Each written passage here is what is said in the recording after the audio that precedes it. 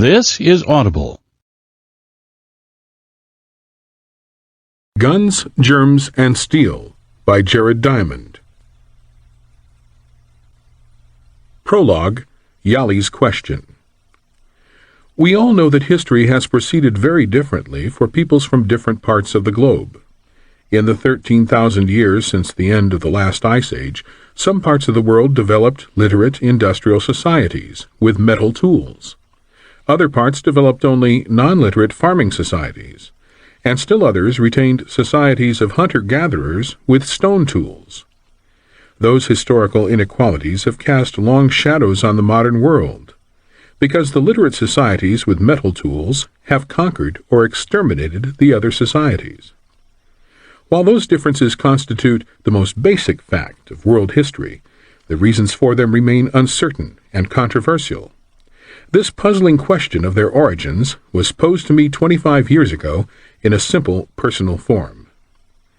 In July 1972, I was walking along a beach on the tropical island of New Guinea, where as a biologist I study bird evolution. I had already heard about a remarkable local politician named Yali, who was touring the district then. By chance, Yali and I were walking in the same direction on that day, and he overtook me. We walked together for an hour, talking during the whole time.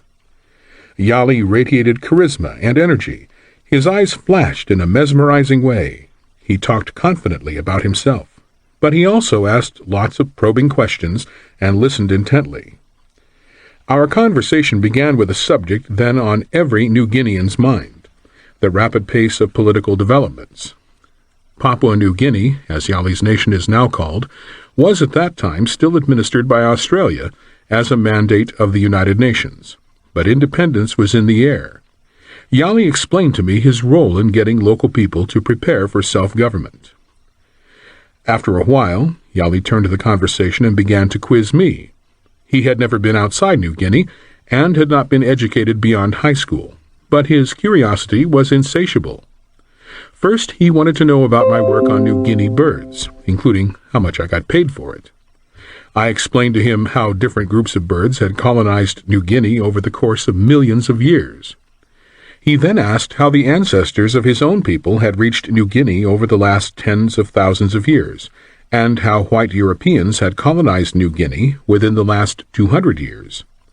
The conversation remained friendly, even though the tension between the two societies that Yali and I represented was familiar to both of us.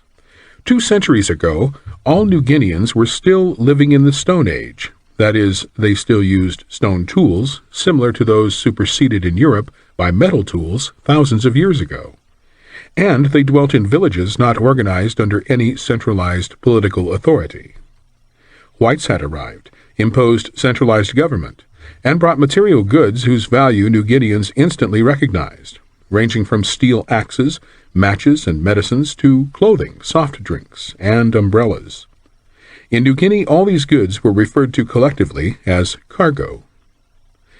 Many of the white colonialists openly despised New Guineans as primitive.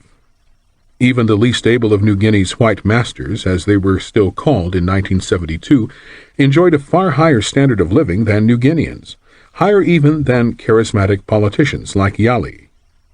Yet Yali had quizzed lots of whites, as he was then quizzing me, and I had quizzed lots of New Guineans. He and I both knew perfectly well that New Guineans are on the average at least as smart as Europeans.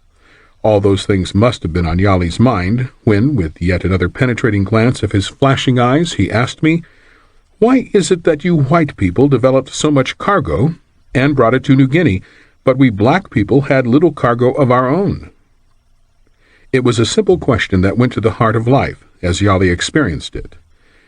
Yes, there still is a huge difference between the lifestyle of the average New Guinean and that of the average European or American. Comparable differences separate the lifestyles of other peoples of the world as well. Those huge disparities must have potent causes that one might think would be obvious. Yet Yali's apparently simple question is a difficult one to answer. I didn't have an answer then. Professional historians still disagree about the solution. Most are no longer even asking the question. In the years since Yali and I had that conversation, I have studied and written about other